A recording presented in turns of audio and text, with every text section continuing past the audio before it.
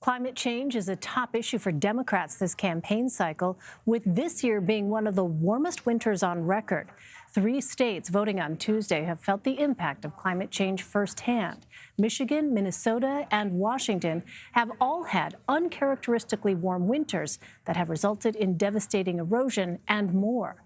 To break it all down, CBS News meteorologist and climate specialist Jeff Berardelli joins me now. Jeff, thanks so much for being with us. You're welcome. So let's start with Michigan. Can you explain what is happening with the Great Lakes in Michigan and how that's impacting the coastline there? Yeah, so the biggest story in Michigan is the Great Lakes have been well above normal, in fact, at record levels for quite a while now. Also, there's been no ice. When there's no ice on the Great Lakes, there's no barrier to stop storms. You probably remember about a week or two ago, lots of winds and severe flooding along the coast. Coastal erosion is a big deal. That's a look at ice cover. The blue indicates where there is no ice cover. So record low levels in that. In terms of rainfall, we've seen record high levels for the past 2+ years across the Great Lakes. And what we're expecting in the future, as you can see, is an increase in rain. So where you see the green in both winter and spring, that's where we're going to see the greatest increase in precipitation. And a lot of that falls on the upper Midwest and also into the Great Lakes. Houses are literally falling into the lake across Lake Michigan and various other lakes as well. And it's because, first of all, lake levels are very high. Second of all, this erosion, we alluded to that because of the extra wave action.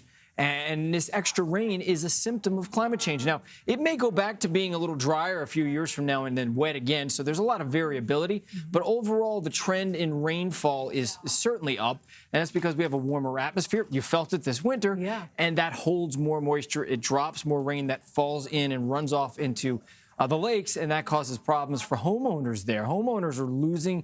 Houses are, again, they're falling off cliffs with so much erosion right into the Great Lakes. So I know there is a local utility in Michigan, Consumers Energy, that's actually calling for some steps to be taken. What can you tell us about that? So Consumers Energy is a good story because they are probably one of the, if not the most proactive utility in the nation right now, saying that they want to reach carbon net zero by 2040. So that's, pretty, for them at least, that's a really good goal. And they want to close all their coal plants down by that date as well, 2040. We'll see as to whether or not that happens. But nevertheless, if other utilities were as serious about it as they are, we would be transitioning over to getting carbon out of our energy system very quickly. Interesting. And so that's interesting. Yeah. Well, last spring, let's talk about Missouri. That state experienced major flooding. So can we expect that again this year? And how might that actually impact the agricultural industry here moving forward? Yeah, so we are expecting a lot of flooding again this year, but it's not going to be as bad as last year. And we can't say for sure. But the way it looks right now, we're going to see severely more flooding again this year, but not as bad as last year. So this is a report from Risky Business, where they detail what the future of climate change looks like in Missouri by 2100. Right now, by the way, we should say we have around 10 days to 20 days or so that are above 95. By 2100, that'll double, triple, or even quadruple. Commodity crop losses projected to be around 18 to 24% less due to extreme heat in the next 2 decades, or even less than that. Corn yields, the losses could be 24% in the next 2 decades, and then, 37, 50, 90% by the end of the century. So it is undoubtedly affecting agriculture, and it's undoubtedly affecting people who live along the rivers. If you remember last year, the flooding was somewhat unprecedented, and we're likely to see, probably some pretty impactful flooding again this year because rainfall has been above normal, but we don't think it's going to be necessarily quite as bad. And this is interesting. If you look at this map, you can see where you see the blue triangles pointing upwards. That's where we've seen increases in river flow.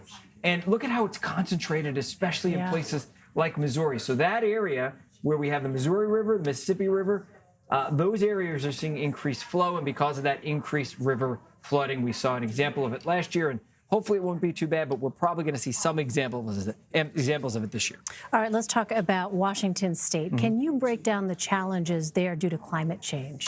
Yeah, so, their temperatures aren't increasing quite as fast, and their rainfall has been fairly consistent for the past few decades. We're not seeing tremendous impacts there in terms of rainfall. However, the two things that we're most concerned about One of them is glaciers. So glaciers are actually receding pretty quickly in many parts of the United States. There are not many areas that have glaciers, but the ones that have glaciers left, they're losing them quickly, and they help supply water to certain locales in that area.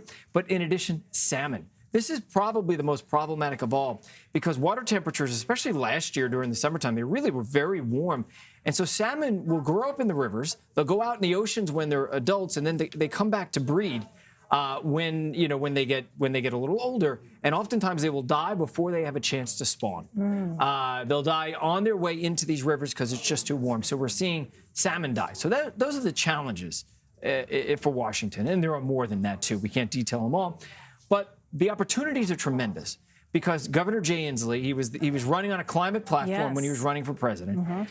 He has really aggressive, not only plans, but he's done a lot of things since he's been governor. So this is just a few because there are a lot. We couldn't fit them all on this graphic right here, but he's pledging carbon neutrality by 2030 and by 2045, 100% clean energy.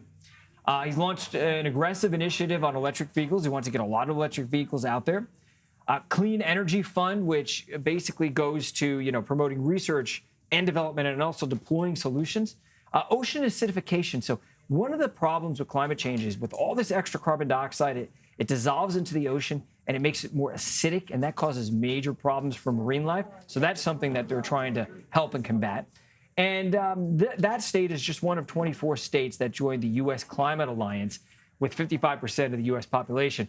When the federal government dropped out of the Paris Agreement, a bunch of states, with the help of Inslee and Bloomberg and Governor Brown, decided that they would come together and form an alliance that would replicate what we needed to do to reach those Paris agreements, to basically retain our pledge there. And so Washington's one of those states, but there are a lot of states that are joining it now. It is such a huge problem, though. It is fascinating to see one state's approach to it. We'll see what happens here Hopefully it can, in the years to come. we can see it happen everywhere else, too. Yeah. All right, Jeff Berardelli. Jeff, thank you.